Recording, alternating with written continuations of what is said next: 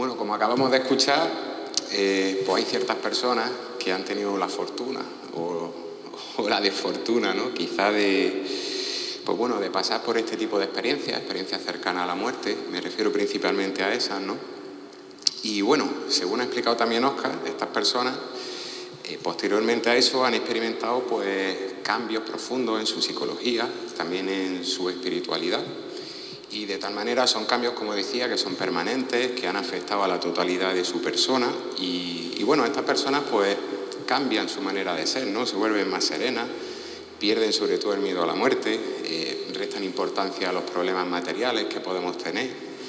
Y sobre todo pues también son capaces de sentirse libres, de sentirse plenos, incluso cuando las circunstancias de su vida pues no acompañan, ¿no? Entonces, bueno, como también ha señalado Óscar, es cierto que cuando escuchamos estas cosas, le has dicho al principio, pues sí, nos puede generar cierto interés, podemos reflexionar un poco acerca de ello, pero luego rápidamente se nos olvida. Es decir, está claro que las personas que han vivido eso en sus carnes, pues sí, por esa misma experiencia viva que han tenido de esto, sí han sido capaces de transformar, ¿no?, su manera de estar en el mundo. Pero claro, el problema con esto es que son experiencias muy exclusivas. Incluso además normalmente son experiencias traumáticas y la mayoría de los que estamos aquí pues no vamos a pasar nunca por ahí. Entonces, digamos que esto nos hace plantearnos si de alguna manera nosotros, los que no vamos a vivir estas experiencias, pues sí que podemos tener algún tipo de transformación o de interés por estas cuestiones espirituales, ¿no? Y bueno, yo vengo aquí a decir que a lo largo de la historia y a lo largo de todas las culturas, pues sí han existido personas, ¿no?, que nos invitan y que nos dicen que es posible para todos y cada uno de nosotros experimentar transformaciones psicológicas y espirituales, ¿no?, de este tipo y alcanzar cierta felicidad o serenidad.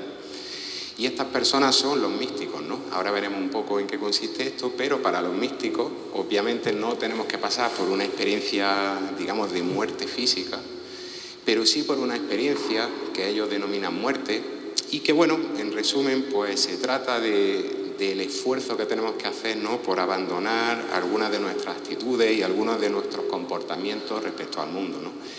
Metafóricamente ellos hablan de esto como el morir, ¿no?, el morir a nosotros mismos, a ciertas actitudes nuestras, justamente con el objetivo de alcanzar, bueno, una vida más feliz, ¿no? Entonces, lo que sigue, vamos a adentrarnos en esto de la mística, ¿no? Pero sobre todo, y también como Óscar, no tengo aquí la intención de ofrecer un discurso filosófico complejo en el que hablemos de toda la amplia temática que tratan los místicos, de las diferencias que existen entre diversos textos místicos de distintas culturas, etc. No, lo que yo pretendo es que entre todos hagamos un ejercicio breve, ¿no?, de introspección, de reflexión, de reconocimiento sobre todo de lo que somos y de cómo somos, ¿no? Y que consideremos pues atentamente qué es lo que nos dicen los místicos, qué verdad podemos hallar en sus palabras acerca de nosotros, ¿no? Y sobre todo, pues cómo podemos tomar sus palabras pues para aplicarlas a nuestra vida cotidiana, ¿no? Bueno, pues como en todo caso, lo primero, no sé por qué no sale bien, pero bueno, lo primero que tenemos que preguntarnos es qué es la mística, ¿no? Entonces, en términos muy generales, podemos decir que la mística es una manera de concebir el mundo y, por supuesto, una manera de experimentar, de vivir la realidad, ¿no?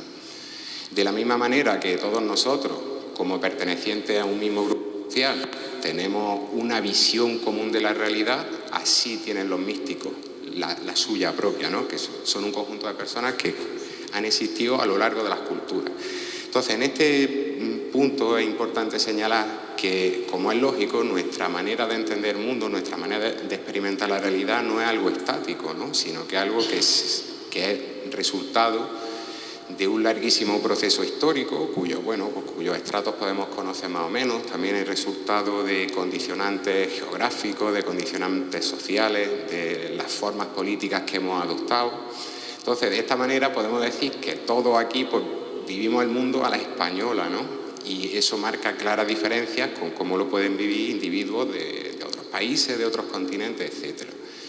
Pues bien, eso con los místicos no pasa, porque da igual que hayan nacido hace 5.000 años en la India, como Siddhartha Gautama, que todos lo conocemos por el nombre de Buda, da igual que hayan nacido hace 500 años, como Santa Teresa de Jesús o San Juan de la Cruz, o ya sea que hayan nacido en el siglo XX, los místicos siempre terminan por expresar exactamente la misma idea.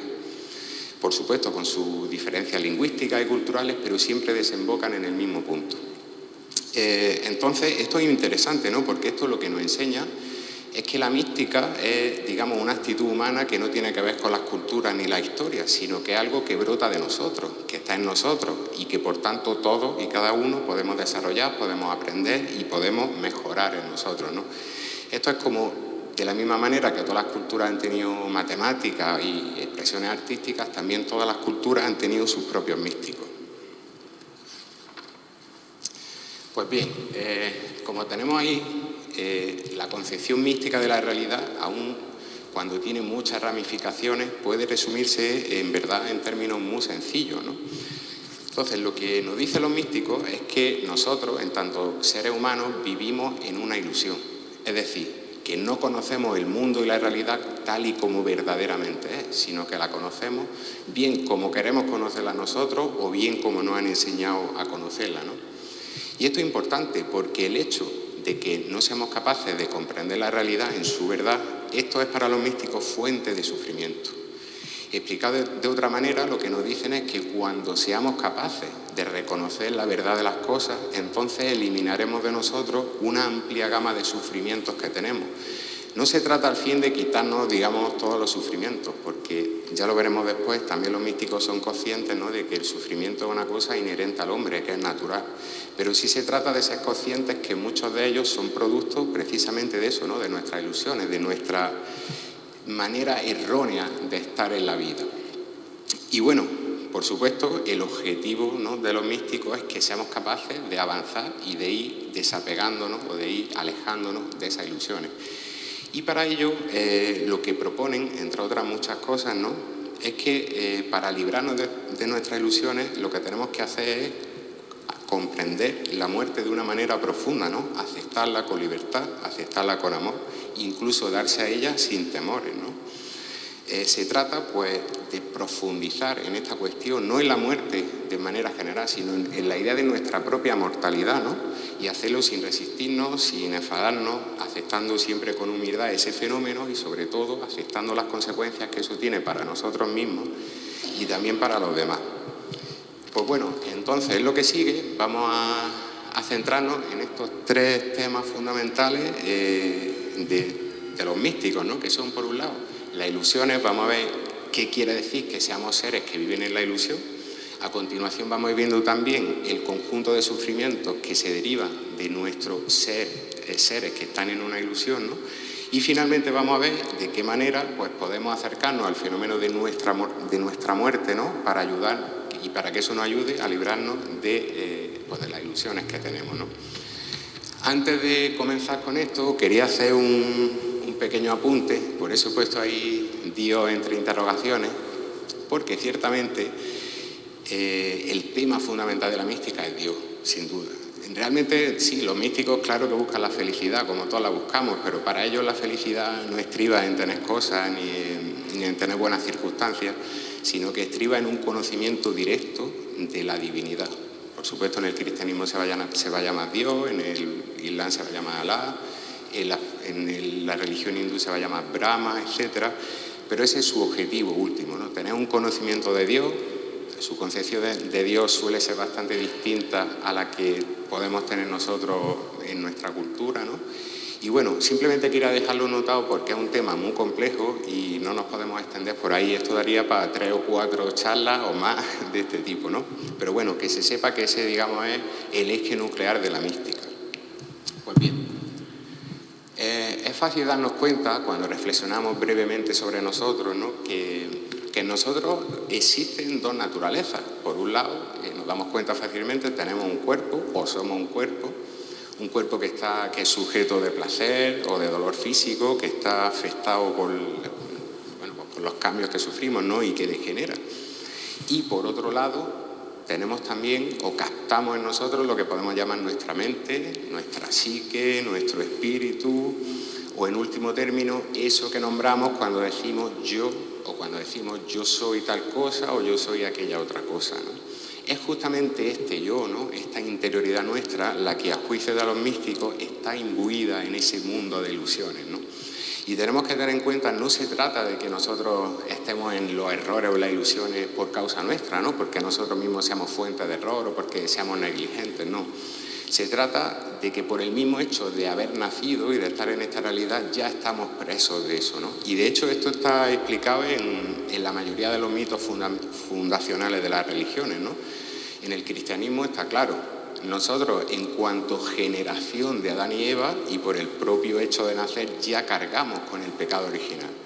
Y existen muchas interpretaciones místicas que hablan de ese pecado no como la ilusión, como el resultado de algo que ocurrió y que nosotros no sabemos por qué, pero que nos imposibilita conocer el mundo. Existe también en el budismo, los budistas piensan que cuando nacemos velados por Maya. Maya es el diablo para el budismo, ¿no? Y nos pone un velo delante de los ojos que nos impide ver la realidad. Y esto también existe en el Islam, ¿no? Para el Islam nacemos como espejos llenos de herrumbre y para ellos la tarea de nuestra vida es limpiar esa herrumbre para que podamos reflejar como espejos que somos la realidad en su verdad y no con la impureza, ¿no? Bueno, pues bien, una vez aclarado, digamos, esto, lo que significa que tengamos ilusiones, tenemos que empezar ya a ver cuáles son las más importantes según los místicos, ¿no? Y la primera de ellas es, pues, el simple hecho de que nuestra mente está llena de prejuicios, ¿no? Fijémonos en la palabra. Un juicio es cualquier consideración que nosotros hacemos acerca de la realidad, ¿no? Como cuando decimos esto me gusta, esto me disgusta, esto es mejor, esto es peor, esto me agrada, aquello no me agrada. Todo eso son nuestros juicios, ¿no? Valoraciones sobre las cosas. Pero un juicio no es un prejuicio. Un prejuicio es un juicio que se hace es decir, previamente. ¿Previamente a qué? Pues a que de verdad conozcamos la realidad de la cosa, ¿no? La cosa que estamos enjuiciando. Los prejuicios funcionan automáticamente. Directamente lo hacemos sin tomar conciencia de ello y sin reflexionar acerca de ello, ¿no? Pues bien, la mística nos dice que existen dos tipos de prejuicios. Unos son más superficiales y otros son más profundos. Los prejuicios superficiales son realmente fácilmente reconocibles, es decir, todos podemos darnos cuenta de que los tenemos y de que funcionamos conforme a ellos y por tanto es fácil para nosotros de alguna manera eliminarlos, ¿no? Y afortunadamente vivimos en una cultura actual en la que se nos enseña a ver esos prejuicios y a dejar de actuar conforme a ellos, ¿no? Pienso, por ejemplo, en cosas tan claras, ¿no?, como el racismo o la aporofobia, que es el rechazo, el temor a las personas pobres. Así, por ejemplo, cuando nos ponemos frente a una persona extranjera, ¿no?, normalmente, pues, enjuiciamos, prejuiciamos, ¿no?, y tenemos ideas como que esa persona es algo extraño a nosotros, que es algo diferente, que es susceptible de comportamientos extravagantes, quizá pensemos que es violento o incluso inmediatamente nos puede producir temor, ¿no? Lo mismo pasa a veces cuando nos ponemos frente a alguna persona pobre, ¿no?, que pensamos automáticamente que su estado es fruto de que está enajenado o que es un vago y no ha trabajado en su vida y, por supuesto, en ninguno de esos dos casos conocemos la realidad, ¿no? Esos son nuestros prejuicios. Pues bien, junto a estos prejuicios superficiales existen otros más profundos. Y estos ciertamente son muy difíciles de conocer, es decir, no nos damos cuenta de que los tenemos. Con estos prejuicios pasa como si viviéramos al lado de un río, ¿no? La gente que vive cerca de un curso de agua termina por no escuchar ese agua, lo tiene tan presente, tan cercano, que vive como si eso no existiera. Eso nos pasa con los prejuicios profundos, ¿no?, que no podemos reconocerlos con tanta facilidad y por tanto no podemos librarnos de ellos con tanta facilidad, ¿no? Pues bien, uno de estos prejuicios, y aquí ya entramos de verdad en el tema de la muerte, los místicos explican que nosotros normalmente entendemos la muerte, la nuestra propia, como algo que está fuera de la vida. Es decir, nosotros entendemos que la muerte no se mezcla con nuestra vida, que somos independientes de eso. Es decir, sabemos que es algo a lo que llegaremos, pero mientras tanto, mientras estemos aquí, mientras estemos haciendo nuestras cosas, eso no nos afecta, eso queda fuera. Imaginemos que nos vamos de viaje, ¿no? Cuando nos vamos de viaje, ese lugar al que vamos a llegar también está fuera. Pero, por supuesto, cuando nos vamos, planteamos todas las etapas, sabemos si tenemos que hacer paradas o no y, por supuesto, elegimos los caminos, los que son los caminos adecuados para llegar a ese punto de destino, ¿no? Justamente con la muerte nos pasa lo contrario. Jamás la tomamos como aquello a lo que llegar y, por tanto, no elegimos o no reflexionamos acerca de los caminos de nuestra vida, tomándola como referencia, ¿no? Vale, pues bueno, en este sentido, hay ya místicos como el maestro Eckhart, ¿no?, en el siglo XIII, que entienden que, por supuesto, tenemos que abandonar este prejuicio, ¿no?, y que tenemos que colocar a la muerte, a nuestra mortalidad, en el centro de nuestra vida, ¿no? Se trata de tomar conciencia real y profunda de nuestra mortalidad y de actuar conforme a ella. Por eso, por ejemplo, un místico del siglo XX, que es de Shimaru, que era japonés, él decía que la vida mística era idéntica a entrar en el ataúd, ¿no? Es decir, se trata de tomar a la muerte como un horizonte, y además como un horizonte sin metáfora, ¿no?, físico. Cuando estamos en la playa o frente a un paisaje amplio, siempre vemos el horizonte. Lo mismo con nuestra muerte, ¿no? Se trata de tenerla siempre presente en cada una de nuestras elecciones. Vale, cuando esto ocurre, cuando tomamos conciencia plena de nuestra mortalidad, entonces lo que ocurre es que empezamos a vernos como seres limitados, ¿no? La mortalidad lo que hace es limitarnos, es decir, nos hace seres que, aunque queramos ir más allá de nuestras capacidades, de nuestras posibilidades, pues siempre estaremos sujetos, siempre dependeremos de algo frente a lo que no podemos hacer nada. Algo que es mucho más que nosotros, ¿no?, y que es nuestra propia mortalidad. Y bueno, el de la muerte, también lo reseñaba Oscar, es un límite, pero también tenemos muchos otros límites, ¿no?, los que tienen que ver con nuestras capacidades, con nuestras dependencias, con el hecho de poder intervenir o no en otras cosas, el que impone nuestra propia biología, el que impone nuestros tiempos, nuestras circunstancias, etc. Ya. Bueno, como decía, al final, tomar conciencia de nuestra muerte no es tomar conciencia de nuestros límites, de todo tipo, ¿no? Y esto no tenemos que tomarlo como algo negativo, ¿no?, sino como todo lo contrario, de hecho. Porque en nuestra vida cotidiana, normalmente, actuamos sin tener conciencia, sin saber cuáles son nuestros verdaderos límites, ¿no? Y por eso muchas veces emprendemos empresas que nos sobrepasan, lo cual genera en nosotros pues, multitud de sufrimientos, ¿no? A veces la extenuación por querer ir más allá de nuestras fuerzas, la impotencia por no poder llegar donde queremos llegar, la frustración y la decepción por no poder cambiar las cosas que de hecho no podemos cambiar.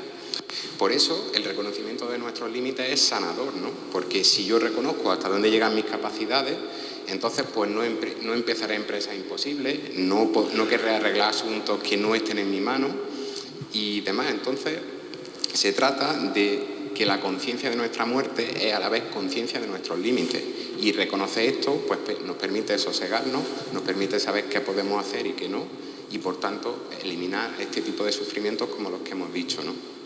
Vale.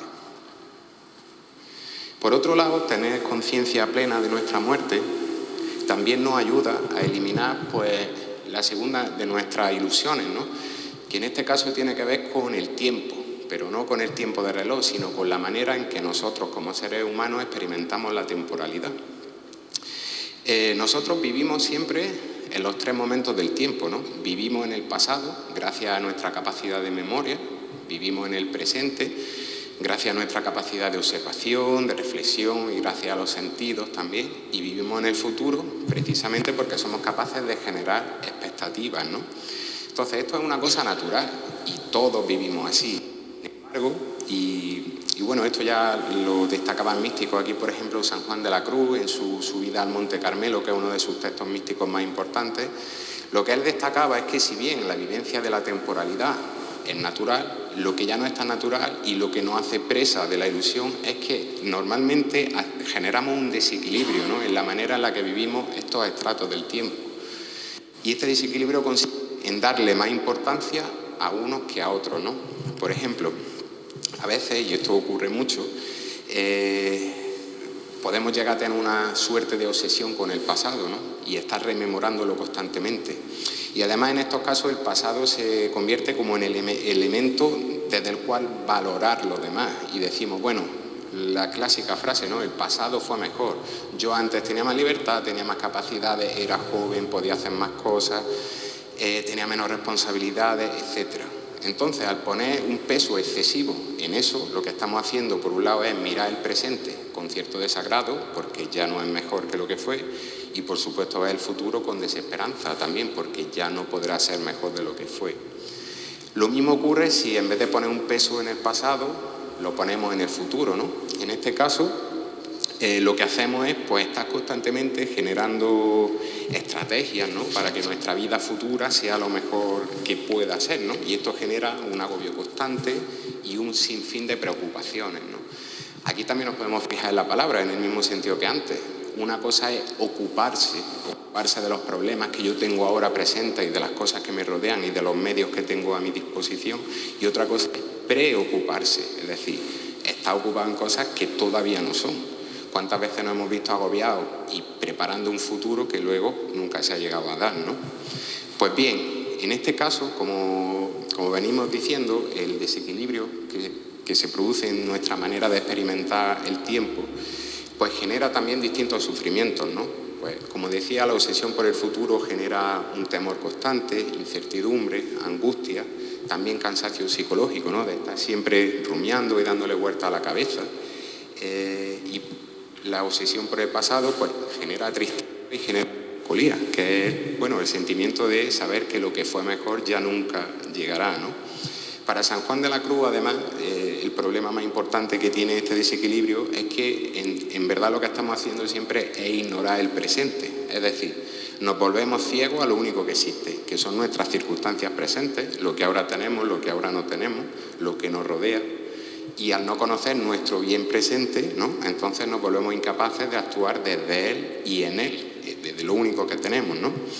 En este caso, la muerte lo que nos enseña es que todas estas cosas, todos estos desequilibrios, ciertamente tienen un componente imaginario, ¿no?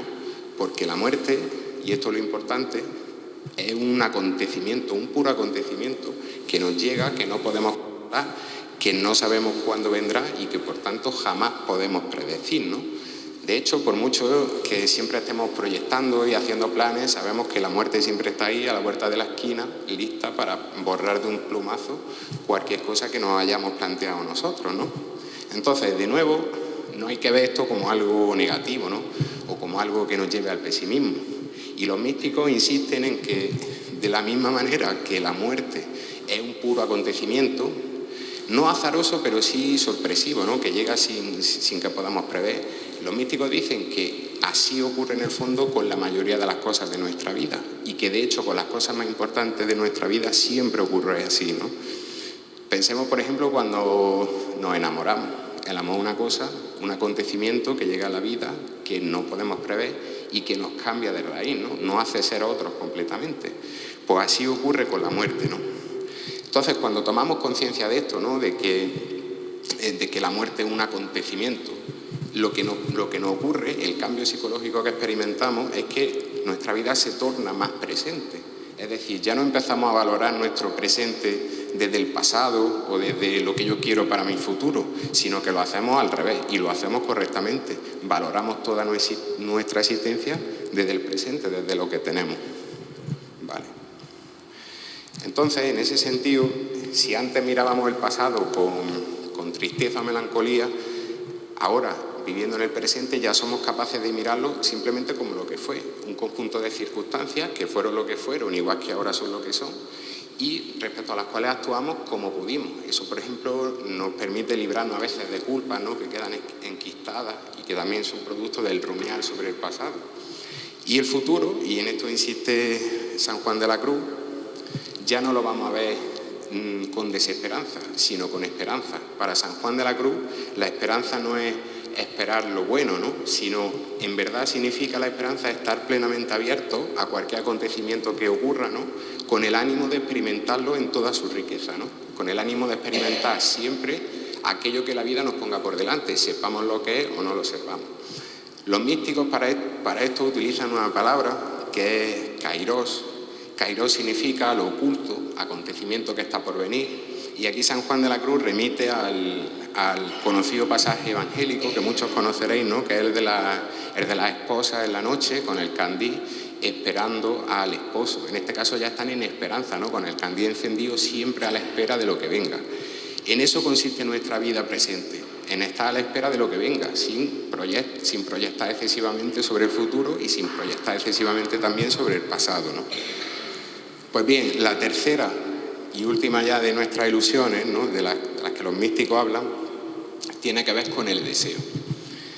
El deseo, nuestros deseos son, digamos, movimientos instantáneos, automáticos, ¿no?, que se producen en nosotros y según los cuales ponemos todos los medios a nuestro alcance para conseguir precisamente aquello que deseamos.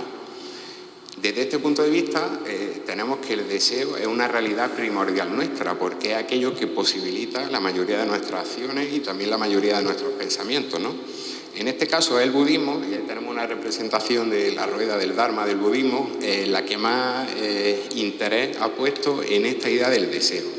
Y para el budismo resulta que esta cosa nuestra tan importante es la que más afectada está por la ilusión. Y por tanto, para los budistas, el deseo es la principal fuente de sufrimientos que tenemos, ¿no? Ya veo que Rosario me ha traído agua, voy a aprovechar. Gracias, Rosario. Es que hablar...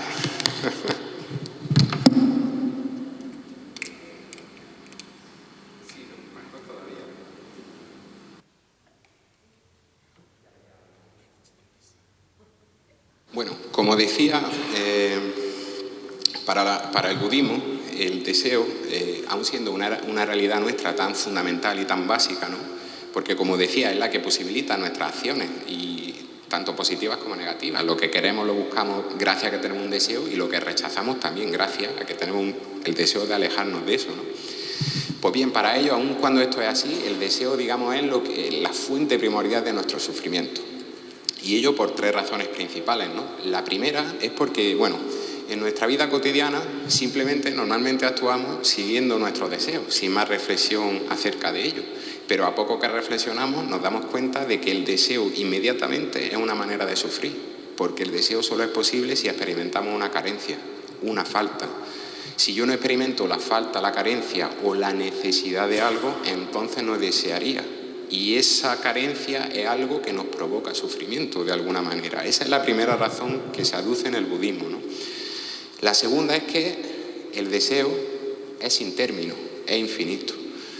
Porque aun cuando, con respecto a cualquier deseo, nosotros hemos trabajado por conseguir lo que queremos, y aun cuando lo consigamos, la satisfacción que produce el cumplimiento de ese deseo es fugaz, se desvanece. Y no solo se desvanece rápido, sino que además automáticamente volvemos a poner la maquinaria en marcha y volvemos a desear cosas, ¿no? Aquí siempre pienso yo en una alegría del flamenco que cantan y lo que dicen es, deseando una cosa parece un mundo, luego que se consigue tan solo es humo, así queda. Y la tercera razón, y la más importante, según la cual los budistas entienden que los deseos son fuente de sufrimiento, es el hecho de que hay un deseo en nosotros por el cual lo daríamos todo, por el cual estaríamos dispuestos a renunciar a todas las cosas, y no es otro que el deseo de permanecer aquí siempre, de estar siempre vivo, de no morir, ¿no? Lo que algunos filósofos han llamado la voluntad de vivir.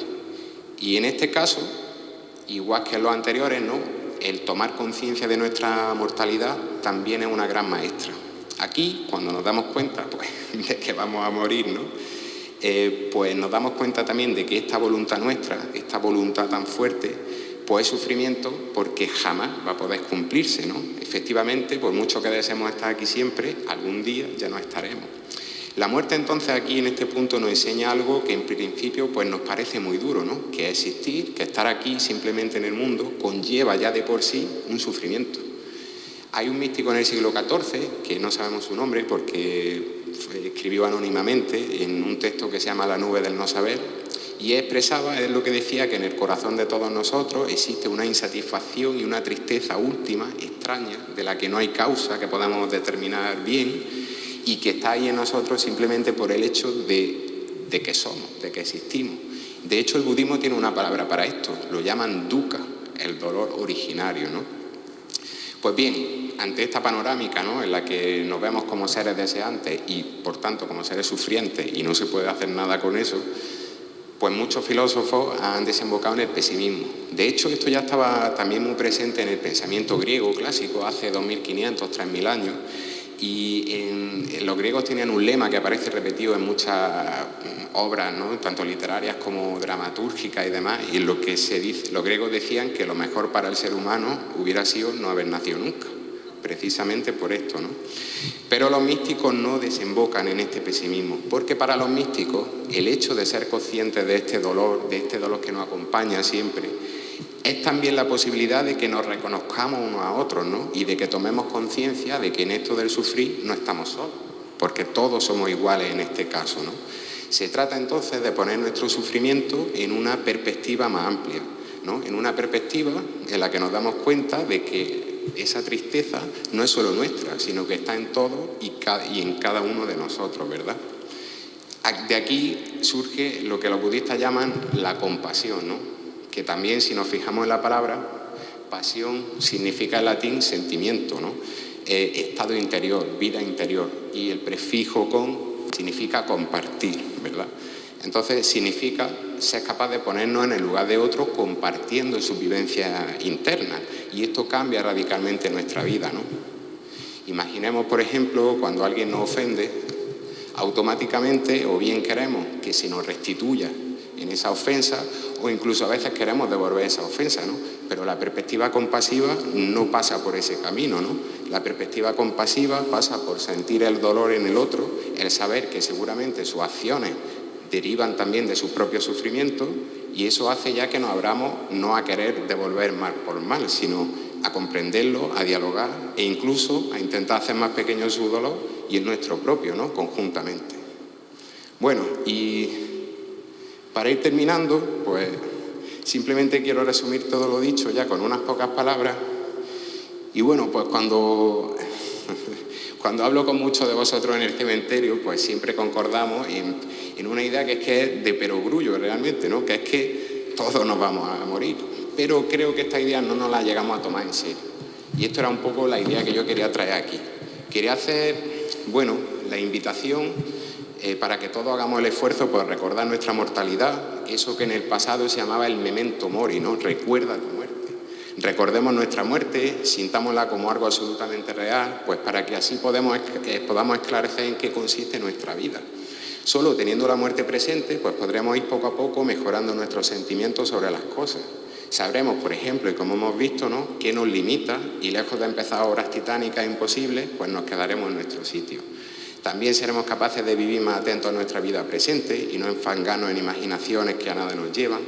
Y finalmente, pues tendremos también una mayor capacidad de comprender a nuestros semejantes y de entender que en el fondo, pues todos somos iguales y todos estamos atados al mismo destino. Muchas gracias.